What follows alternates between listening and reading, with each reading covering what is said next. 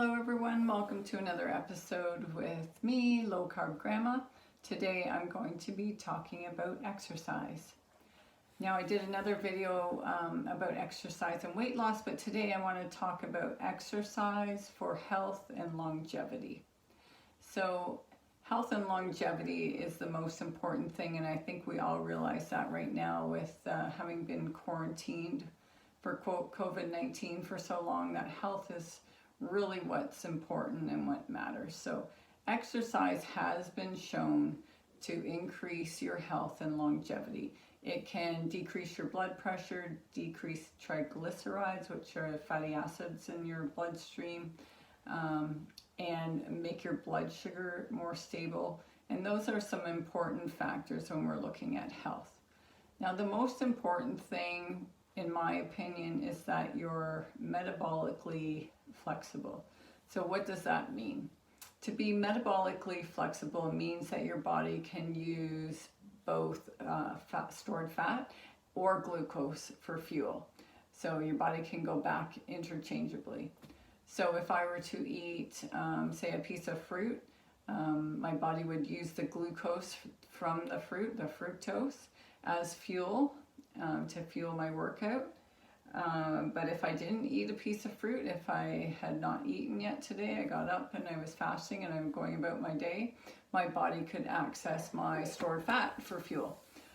So we want to be able to do both. We want our bodies to be metabolically flexible. So how do you know if you're metabolically flexible?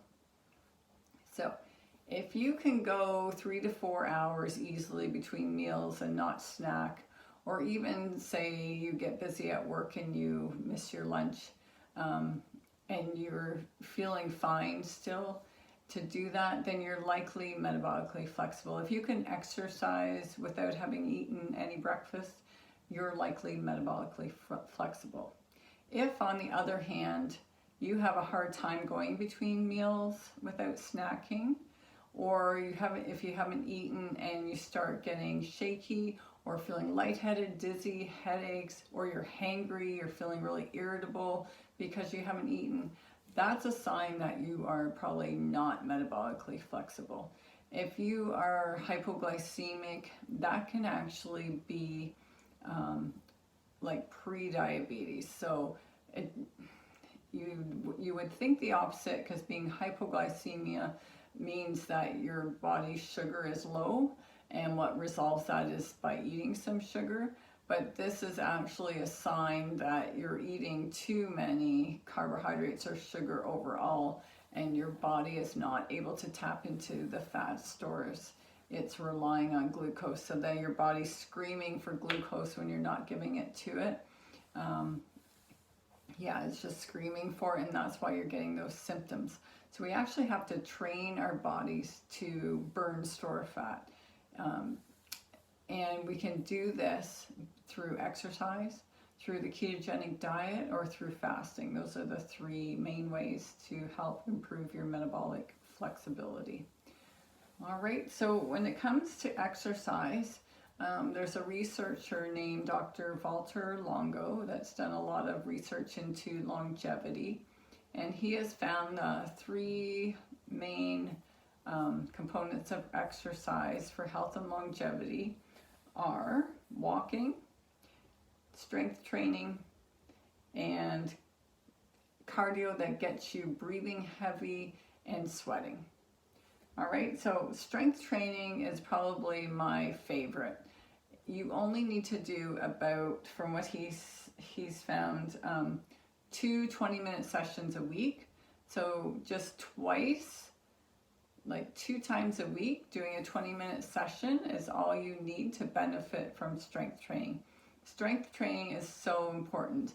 It has been shown that the more muscle you retain as you get older, the longer you will live. For women especially, strength training can help reverse osteoporosis and prevent it, which is key for our health. And strength training is really good for changing your body composition. You will notice, if you've never strength trained before, you'll notice within a few weeks changes to your body. You might not lose any weight on the scale, but you'll drop maybe clothing sizes. The lean muscle takes up less space than fat does. The more muscle you have, the higher your metabolism is, the more fat you will burn. So that's a real plus. And for most of us ladies, it doesn't mean that you're going to get big and muscular looking. It's quite difficult to put on a lot of muscle as a woman. So you don't need to worry about getting big and bulky. You're more likely to get leaner looking and more fit and toned looking. All right, so strength training just twice a week, 20 minutes, it's totally doable. You don't need any equipment. I know we can't get out to the gym right now, so you can do body weight exercises at home if you don't have any weights. Lunges, squats, push-ups, doing a plank. Those are all great body weight exercises. Just Google online body weight exercises and tons will come up, or go on YouTube. If you do have some weights at home, you can use those. You can use barbells for doing squats and lunges. You do walking lunges. There's so much you can do just with some simple weights and barbells or kettlebells. So much you can do. The other thing that Walter Longo researched was walking. So just four 15-minute walks a day can be incredible for your health and longevity. So that's an hour of walking a day that he recommends. An hour seems like a lot, but if you break it down just to 4 little walks a day, it's really not that bad. And that's what I aim to do myself. I take my dog out about 3 to 4 times a day, just for a little walk around the park, 10-15 minutes. I'll walk him to the mailbox, gets us out of the house, some fresh air, some exercise, and some sunshine, which is all good. And I always feel better. I never want to go, especially when it's cold out and windy or even snowing like it has been lately. But I always feel better when I get back. So I always force myself, and my dog, he's gotten into such a routine that he won't let me just sit down. He knows it's walk time. And then Dr. Walter Longo also recommends that we get sweaty and breathing heavy about 2.5 hours per week. So that's not a lot if you break it down per day, so a few minutes every day. They've actually shown that just 2 minutes of really intense exercise, so doing something like a high intensity interval training for just 2 minutes, will actually raise your heart rate, and people have shown that benefits come from that.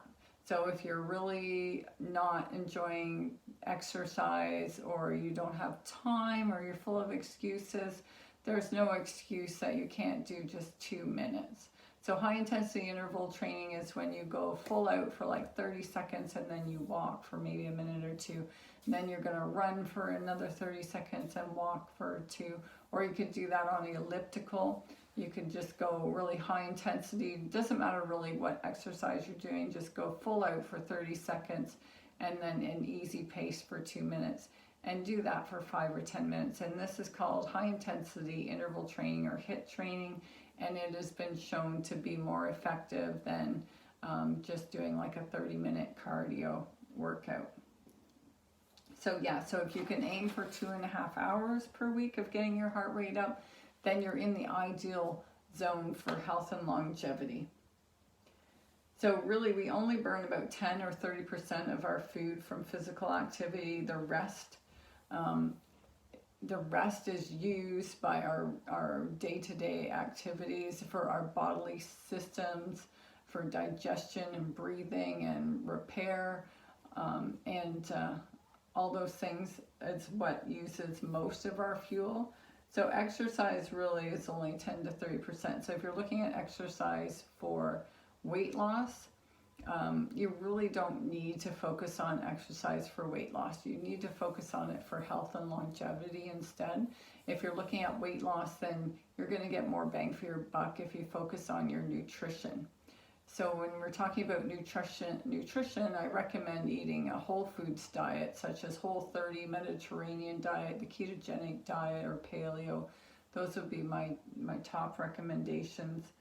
And then if you're having other issues, we can talk about that. If you want to email me at lowcarbgrandma@gmail.com, I can help you with a nutrition and exercise program if you need more details.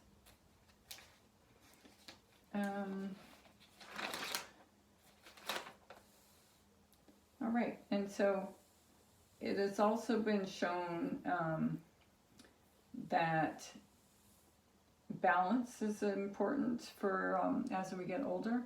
A lot of older people that have falls is due to poor balance.